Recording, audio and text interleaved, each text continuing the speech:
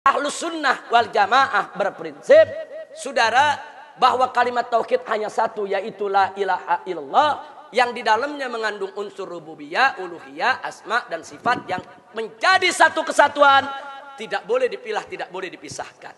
Kita buktikan di dalam surat Al-Fatihah ini, ya ada tauhid rububiyah, ya ada uluhiyah, ya ada asma dan sifat. Yang jadi pertanyaan, apakah ketiganya ini dipilah oleh Allah? Apa ada pemilahan dengan penyebutan ini trilogi tauhid? Enggak ada, saudara. Apakah benar tauhid dibagi menjadi tiga? Tauhid jangan dibagi. Tauhid jangan dibagi. Tauhid itu artinya mengesahkan Allah Subhanahu wa taala. Jadi zaman Nabi tidak perlu dibagi-bagi, ya. Kenapa ada orang sekarang membagi tauhid? Sebenarnya untuk menyatukan kembali tauhid. Kenapa? Karena di sebagian juz dari tauhid ternyata ada penyimpangan. Dahulu saya tanya, para sahabat semua percaya menciptakan alam semesta Allah atau tidak? Semuanya percaya. Para sahabat tidak ada yang berbuat syirik, tidak ada yang minta kepada penghuni kubur, ya. Tidak ada yang pergi ke dukun, ya, sehingga mereka dalam hal ini juga benar. Dan para sahabat semuanya mengatakan yang tahu ilmu gaib hanyalah Allah Subhanahu wa taala. Kemudian sekarang timbul masalah baru di zaman sekarang, ada orang percaya Allah itu pencipta satu-satunya, tapi dia juga berdoa kepada mayat. Nah, ini jadi bingung, sehingga akhirnya timbul pembagian untuk menjelaskan. Dalam sisi Allah Maha Pencipta kamu sudah benar, tapi dalam sisi kamu meminta kepada penghuni kubur kamu salah. Nah, salahmu itu namanya tauhid uluhiyah dalam hal ini. Adapun meyakini Allah mencipta itu sudah benar. Ini disebut dengan istilah tauhid rububiyah. Maka saya katakan asalnya tauhid tidak perlu dibagi. Pembagian itu datang bukan dalam untuk memecah-mecah tauhid, tapi dalam rangka menjelaskan yang keliru. Paham?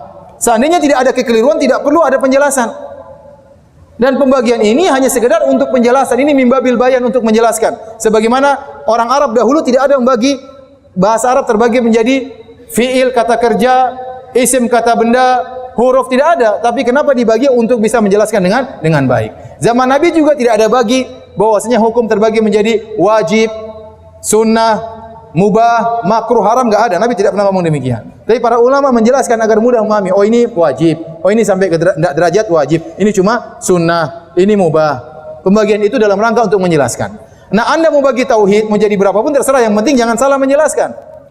Oleh karenanya ada para ulama bagi tauhid menjadi dua.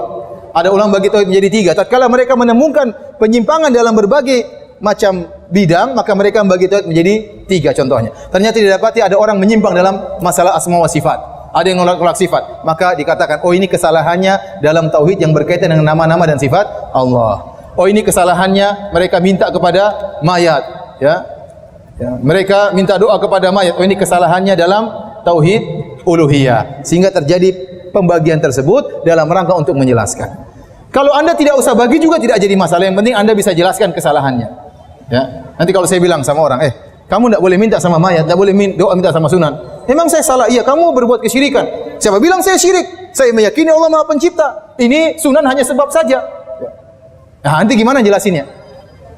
Kamu tauhid yang itu benar, tauhid yang ini salah kan? Terpaksa membagi, paham?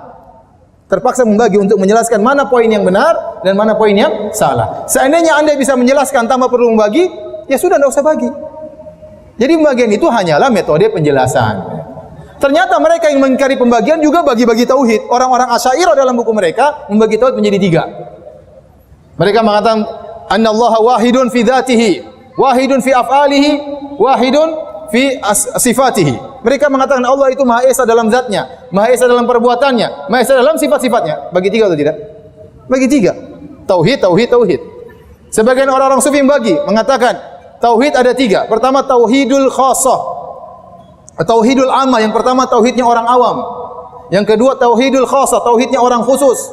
Yang ketiga tauhidul khassatil khassah, tauhidnya orang super khusus. Tiga juga dibagi.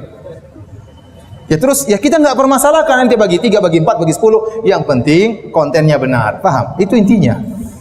Kemudian mengatakan orang bagi tauhid menjadi 3 seperti orang Kristen, ini enggak nyambung, mereka balul, enggak ngerti. Ya akhi subhanallah taqillah, mereka tahu itu bukan begitu maksudnya, tapi dibawa lari kepada hal tersebut.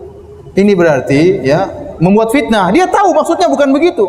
Dia tahu kita membagi tauhid bukan itu maksudnya, bukan mengatakan Tuhan ada 3. Kenapa disama-samakan dengan Trinitas? Ini pendustaan seperti ini, pembodohan. Yang lain tinggal mengaminkan. Ya.